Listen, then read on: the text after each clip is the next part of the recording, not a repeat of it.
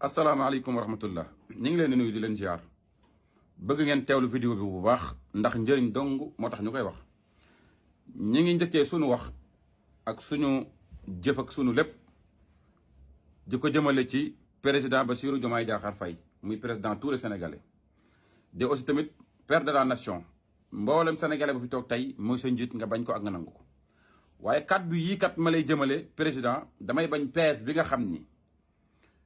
suñuy noon bëgg nañ ñu daanu ci buñ ca daanu ndax umpale wuñ ne depuis mars 2021 ba li xew-xew nii tey yàlla ulbuti aalam bi jox la réew mi jaarale ko ci doole yi Ousmane Sonko kilifa yi yëpp gisoon nañ 80 et quelques personnes yi ñu rayoon. gis nañ ceeb bi doon yokku gis nañ gaz bi gis nañ Sénégal yi li ñu doon souffrir mais bref ba nga jëlee réew mi nga def lu ñëpp rafetlu mooy dañ na bërëg nga dem Touba ziyaare ji wane fa yar ak teggin gu mat